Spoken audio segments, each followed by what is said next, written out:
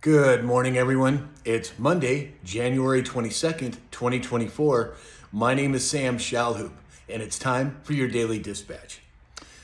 According to Zero Hedge, 2023 was the worst year on record for existing home sales. This is a major development. We've talked a lot about the housing market. We've talked a lot about the commercial real estate market. Well, here's more information proving that fact. According to Gold Telegraph, a leading ocean supply chain advisory firm is warning that the Red Sea attacks are already a bigger issue for the supply chain than the pandemic was. We've talked about the Suez Canal, the Panama Canal, the Red Sea. Is a supply chain impact happening? Well, it sure looks like it.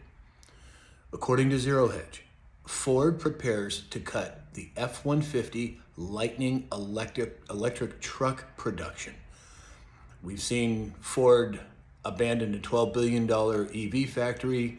We've seen sales of EVs going down. We've seen Hertz getting rid of 19,000 of their electric vehicles. It's collapsing. According to Wall Street Silver, demand for existing homes has collapsed. The seasonally adjusted annual rate of sales of existing homes fell to 3.78 million in December. That's the lowest since the worst 2 months of the housing bust in 2010. According to Dave, praying medic, the Arkansas Supreme Court granted a request to expedite a lawsuit filed by a group that is pushing for the return to paper ballots and restrictions on absentee voting. There's a lot of this going on. I think we're up to 32 states that have implemented some sort of election integrity laws. We've also got many machinations happening in the Supreme Court. Looks like it's coming to a tipping point.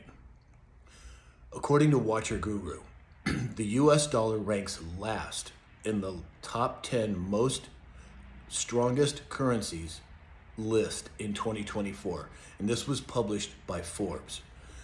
We've seen many countries de-dollarizing, BRICS rising. The switch is coming. The question is when. According to the former United Kingdom Prime Minister Boris Johnson, he said that the world would be, quote, more stable under President Trump. It's a foregone conclusion that the majority of what Trump has done has been in the best interest of America. Other countries are saying it, yet our country isn't. Well, when I say our country, I don't mean the people. I'm talking about the supposed leaders that we have. According to Deep Dives, 1,400 CEOs stepped down between January to September in 2023. That's a 50% increase from the 969 departures over the same period in 2022. So far, 175 CEOs, politicians, and royals have stepped down in 2024. There's a lot going on the global front as well as here in America, and this is just one indication of it. And as most of you know, Ron DeSantis exited the presidential race.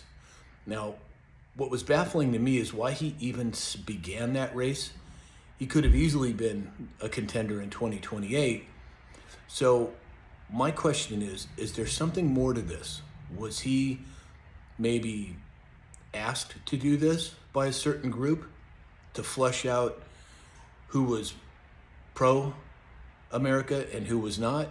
Well, it's a question that I've been asking, and I'd love to hear your comments on it as well. So that's all we have for today. Go to mypillow.com and enter in the discount code SAM. If you'd like to support this channel in other ways, there are links in my bio on TikTok and links in the descriptions on all of the platforms. And in the meantime, and before I forget, I am looking for volunteers to help with video editing, technology, behind the scenes, and so forth. So if you have that skill or ability and are willing to get involved in the movement, please reach out to me. I would appreciate it. And in the meantime, I hope you have a great week, and we'll talk again soon.